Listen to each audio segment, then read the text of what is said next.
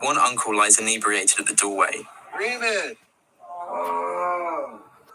Get up, guy! Another family member is passed out at the back.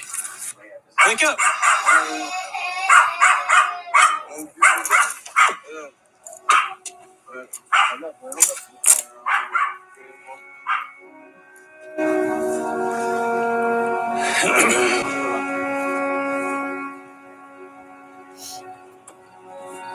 Do you ever think about why this happens here? Sometimes you do, maybe they seen it growing up, something that they learned, or maybe they got to a point in their life where they don't feel that they can contribute anything anymore, so they drink to forget those things. I don't know. There's a lot of different reasons why. Taking them to jail ain't helping it, because we're going to be, tomorrow night, we'll take them to jail again. Next night, take them again. It's a revolving door all the time, so. Are they supposed to ever get out of it then?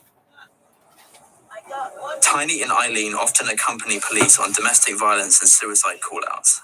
But here, in the center of the reservation earlier in the week, no one got to 23-year-old Tyler Dubray in time. It's going to be hard.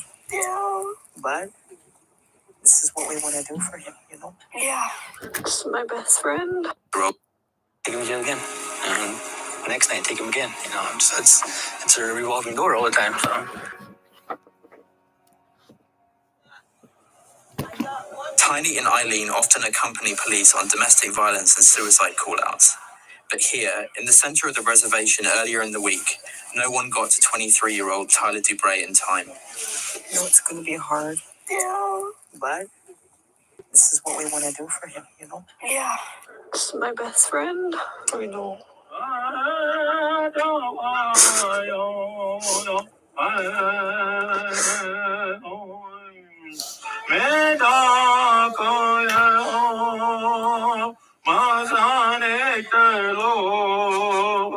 This is a really hard thing.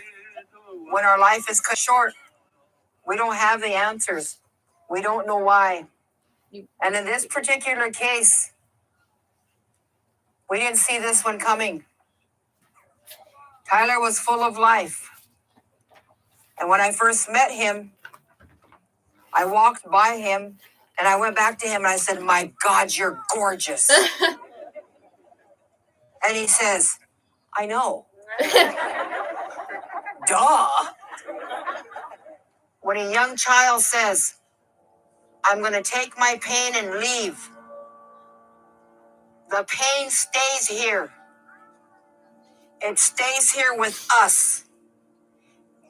But know that you loved him unconditionally. Know that you were good to him. And you have no regrets for the way you treated him. Tyler's suicide was the 11th in Pine Ridge since April.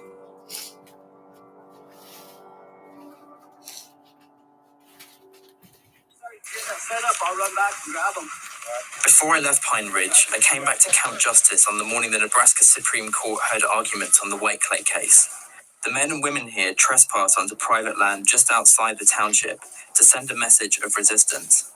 I love it when I'm on my treaty land, not the concentration camp, the reservation. No, I'm a Lakota. Good for you. You're cute.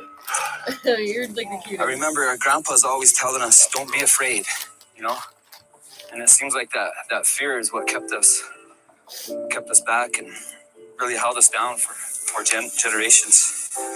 So this teepee rising here represents the end of that oppression, the end of that colonialism, And it represents that resurrection of the Lakota Tiwahi.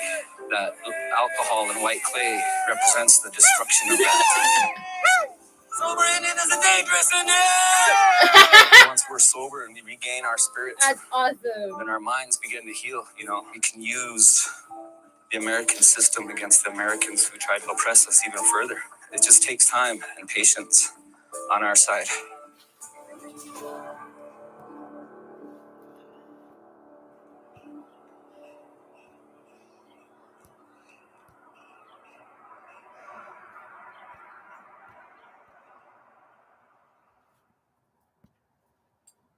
That was funny.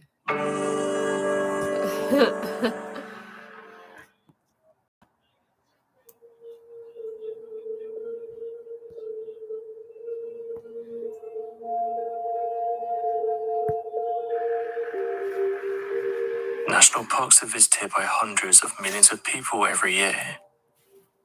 The United States currently has 62 different protected areas labeled national parks.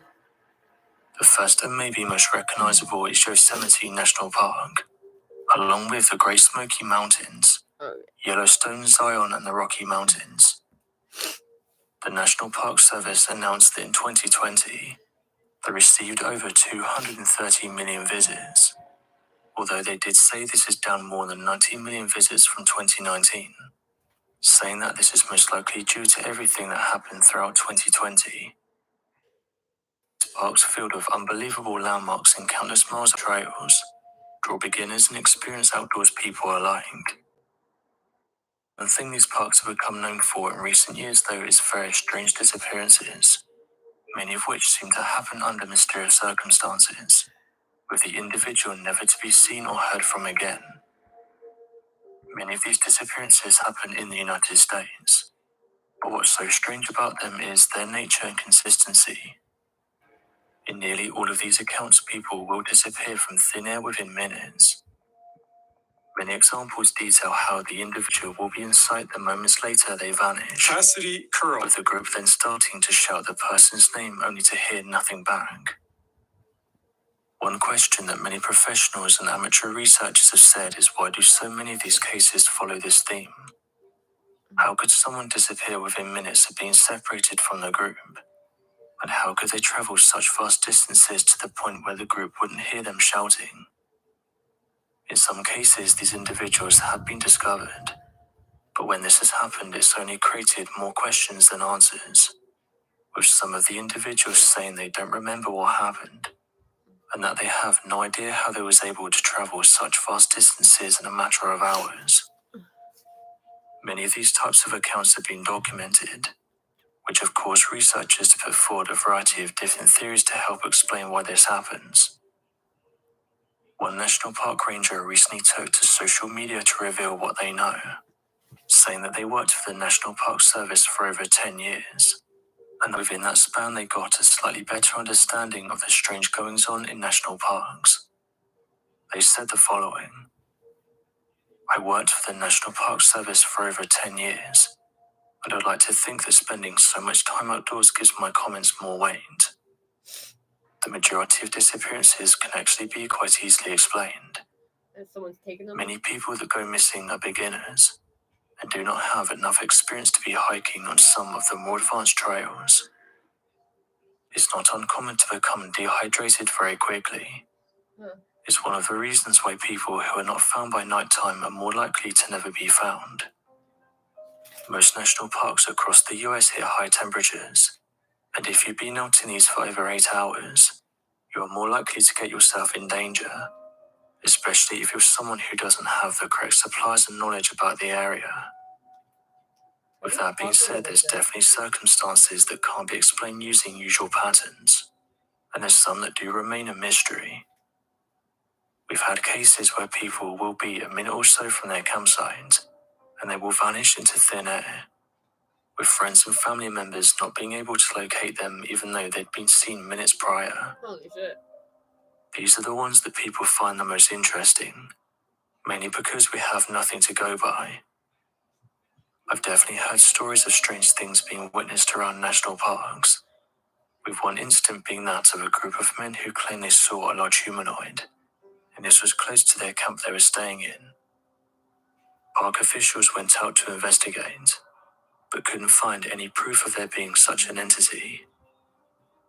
Many of these reports happened during the night when visibility is not great, and due to things like darkness and shadows, it can make it look like there's something much larger out there, when in reality it could just be someone out there or someone playing a prank.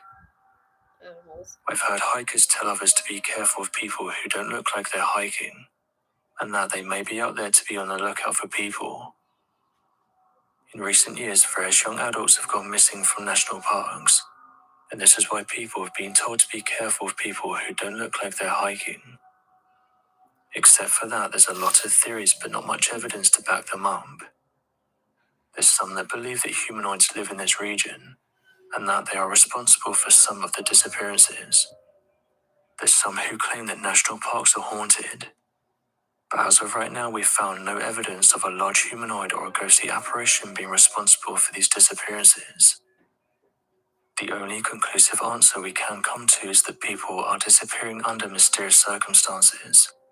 We are yet to understand why this happens. End quote. One mysterious disappearance is that of Catherine Van Alst. In the summer of 1946, 8-year-old Catherine Van Alst was staying in a cabin with her family in Devil's Den State Park, deep in the Arkansas wilderness. News reports from the time of the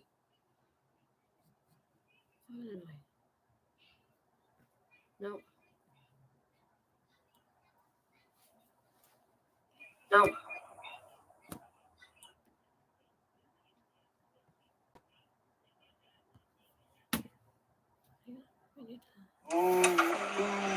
Message to Jennifer. Section of the Lakota Tiwahi, that alcohol and white clay represents the destruction of that. Sober Indian is a dangerous Indian!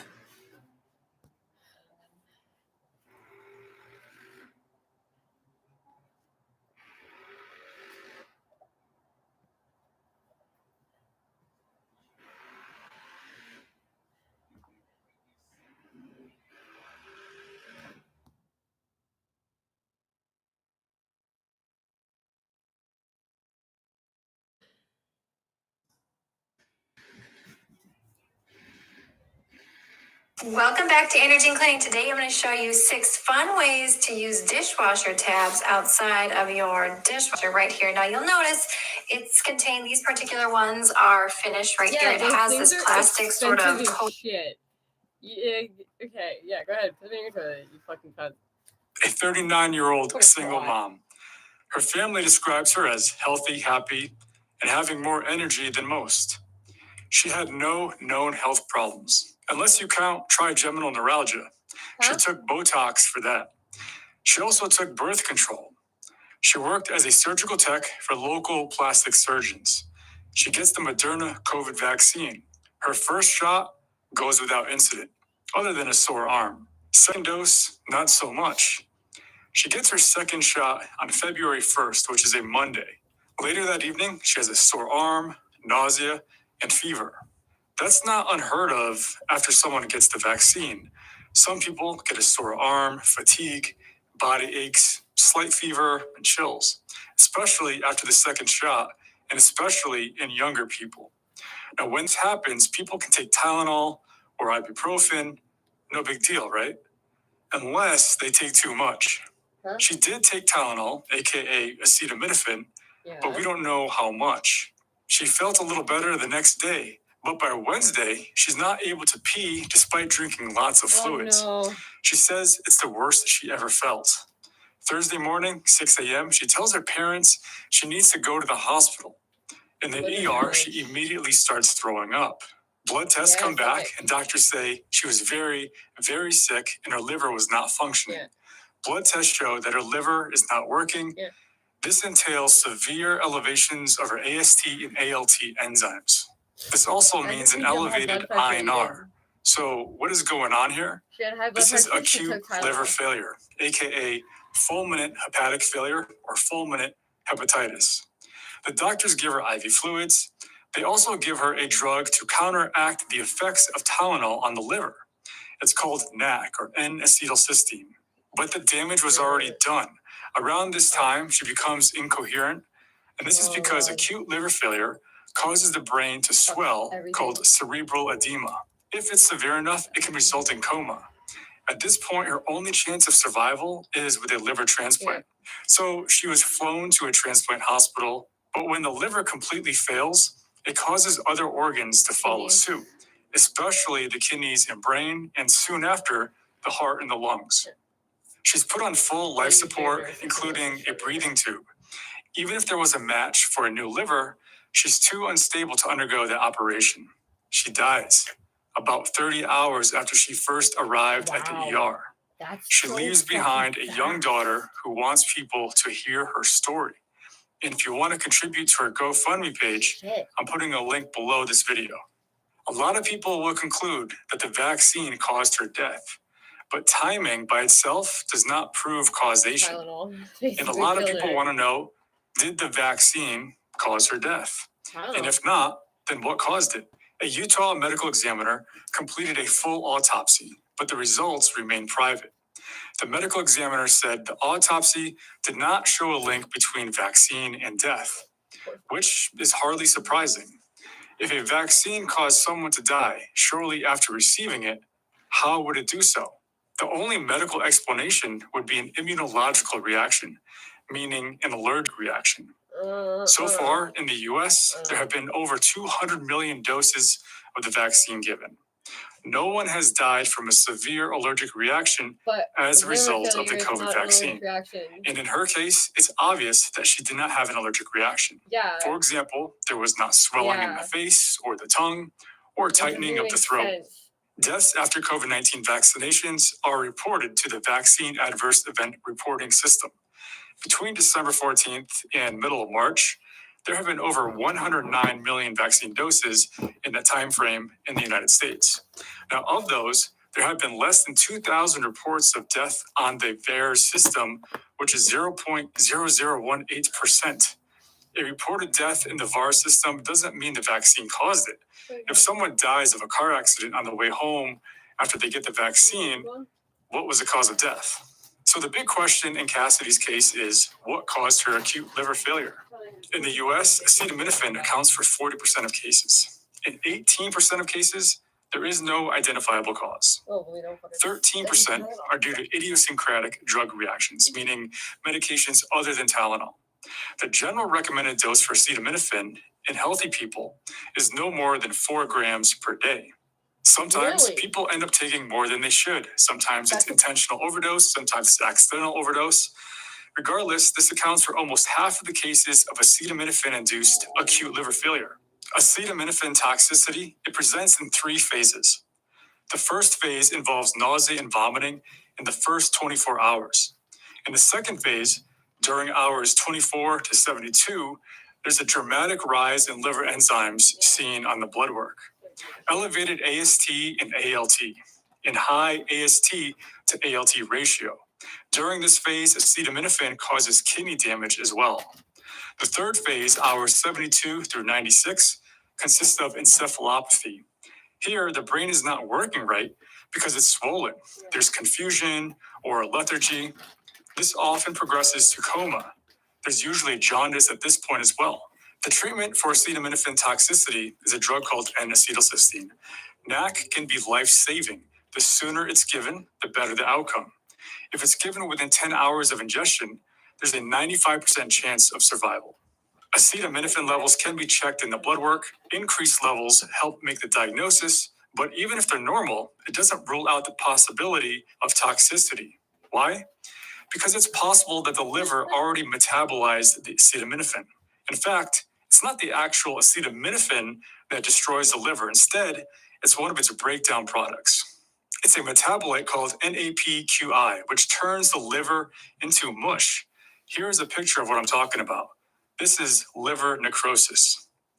And this is what a healthy liver looks like. When you look at it underneath the microscope, this is what you get. NAPQI, it also damages the kidney, and when the kidneys aren't working, people stop peeing. This is why it's so important that people make sure they're not taking too much acetaminophen. This drug is often combined with other drugs, and toxic levels can sneak up on people. For example, over-the-counter cough medications, Percocet, Vicodin, they all have acetaminophen in them. Medicine is complex. It always comes down to risk versus benefit, whether that be Tylenol or other medications, the risks of the virus versus the vaccine. That's why it's important to stay in the know. Thanks for watching.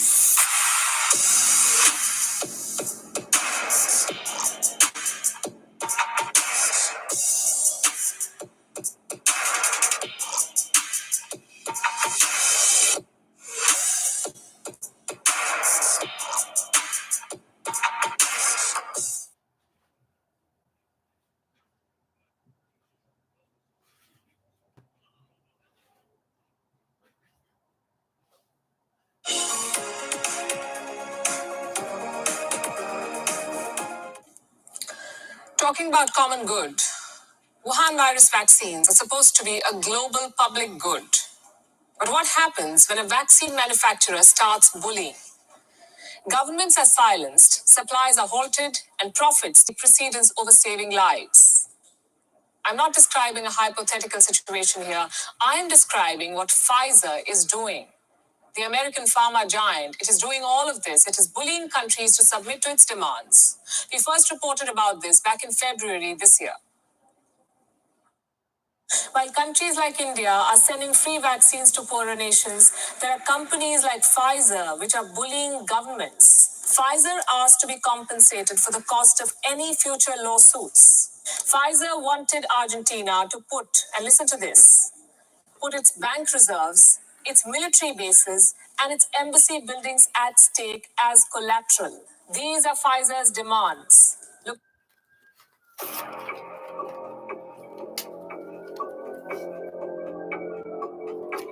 Something really odd is happening at hospitals all over the country, but no one seems to be talking about it. In one of the strangest years we've had in modern times, there's an alarming mystery surrounding the lives of tens of thousands of Americans. Right now, emergency rooms are absolutely crowded, and with each passing day, they continue to overflow with severely ill patients, but no one can actually explain why this is suddenly happening. Even though the number of new virus cases in the United States is now less than half of what it was just a couple of months ago, hospitals are still completely packed. As opposed to what many people were anticipating, a decline in the number of confirmed virus cases isn't easing the healthcare crisis we've been facing over the last 18 months. A lower rate of cases, however, is a good sign. It's an indication the health crisis is finally fading. But with fewer people catching the virus, healthcare workers were expecting emergency rooms to be finally emptying out. But the situation they're seeing at this point is the complete opposite. In every corner of the country, emergency rooms are full. In many cases, seriously ill patients are having to be cared for in the hallways because emergency rooms are unavailable due to the staggering number of patients in critical conditions. We're seeing in our hospitals the type of scene we would typically see in third world countries in times of crisis. The level of chaos going on right now is absolutely shocking. But the weirdest thing about this is that nobody knows why so many people are suddenly falling sick. In an article entitled ERs are swamped with seriously ill patients, although many don't have the virus, healthcare workers of the emergency department at Sparrow Hospital in Lansing, Michigan, describe the crisis they are facing every day. Their staff members are struggling to care for patients showing up much sicker than they've ever seen.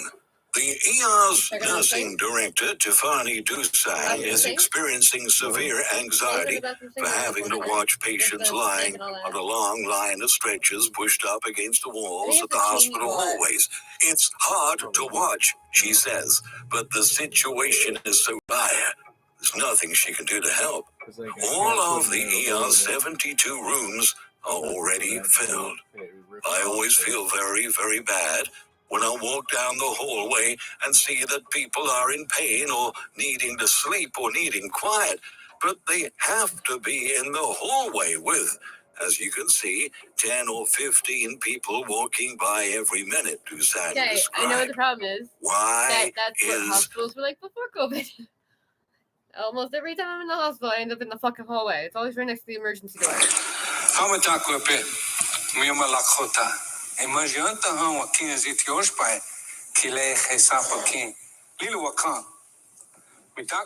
Nobody understands you, dude. So, like, maybe you should speak English. I'm going to. So, because they don't understand shit. This is I get what he's traditional doing greeting of now. my He's people making it a point that I am bound to give, albeit it's a short version. What I said in my own language translated into English They don't like that. thusly. Hello, my relatives. I like what they're doing. I am with Oglala the oldest Lakota, people. I noticed that this and I is like come from our trend. very sacred They holy start off by land, speaking their language, and then they the go, Black Hills, so. where Yellow Thunder Village is. Funny, My mother he sounds like he's in a cowboy movie. is from My He mother, looks like he's in a cowboy the movie. War Eagle Because clan, and my my father's family lives is from the Crazy Chicken Horse Mountain. clan. That's my Thusly, mom's mom, her husband. hello, my relatives. Her? I Yeah, am Oglala Lakota, Where he's talking about. and I come from our very sacred holy land, the Black Hills, That's in Vancouver. Or where Victoria. Yellow Thunder Village is. My mother is from the War Eagle clan, and my father's family is from the Crazy Horse clan. Oh, cool. Well, my grandma's This greeting is to this day the way all white Indians eagle, throughout the nation but still greet he's one another, actually those short that still white know their eagle culture. because his father was like This white is the eagle. only way we present ourselves to one another that is Card still acceptable. in your car, eh? We tell you Yeah. who we are, where we are from, who we are from, our clans, and we do this without ever saying our name. Anything less would be an insult to you and to my people. Senators, my morning prayers to the great mystery always include you and your colleagues in Congress, as well as leaders in all governments.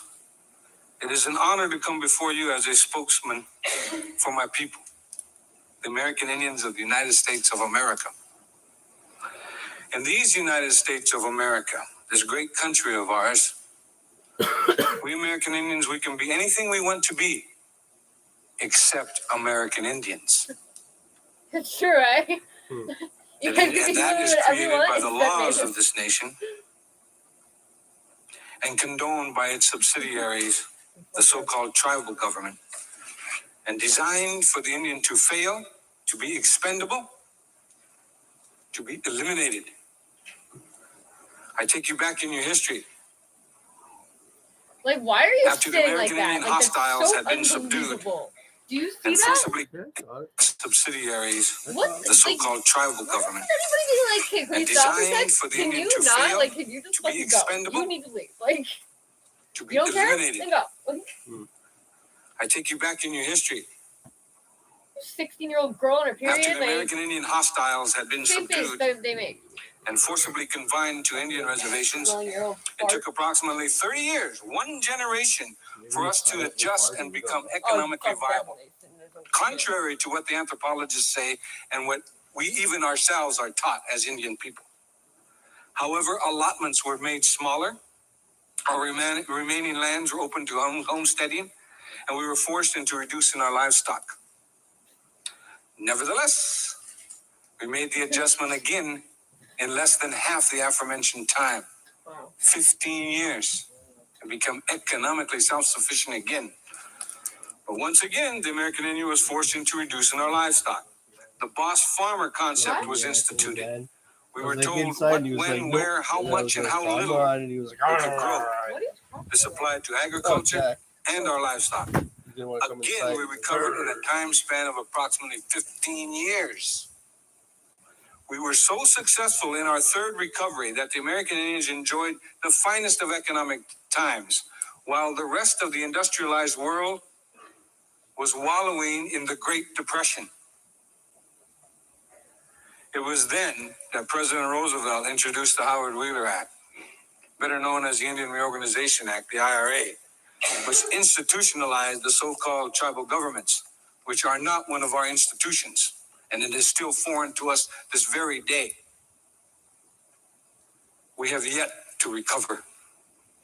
45 years later, the IRA, Indian tribal governments, on their own initiative, began renewed efforts at reestablishing their sovereignty focused on the oldest profession of American Indians. That's gambling. Bingo and other gaming operations has been, without exception, a proven initial success. Failure through mismanagement, politics, or litigation has been less than 15%, showing a better than 85% success rate. The new Indian-sponsored gaming industry on reservations dwarfed success ratios of any and all other non-Indian industries in America. Gaming operations have proven to benefit the revenue gathering of all governments, be they county, state, or Indian reservation. With regulation of bingo and gaming by the Congress, we are experiencing repetition of history. One shouldn't remedy success. The results? The United States government, through Congress, once again intervenes to regulate a proven success in violation of all basic and fundamental rules of economics and totally contrary to all the laws of capitalism. American Indians are human beings. We are supposed to be citizens of the United States of America. We fought in your wars in other countries. Our Navajo Nation code talkers served and saved this nation in World War II. We have the inalienable right to joint venture with whom we choose, as long as we do not harm nor commit fraud upon anyone.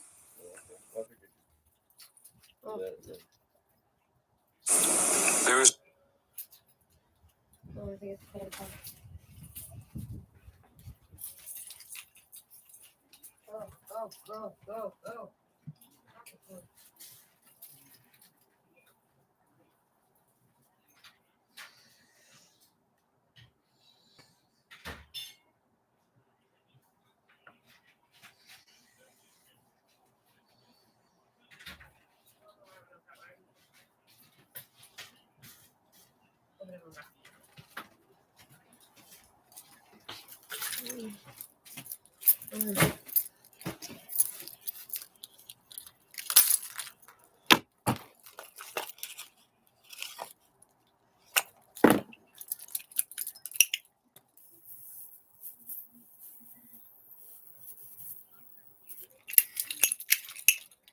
Go.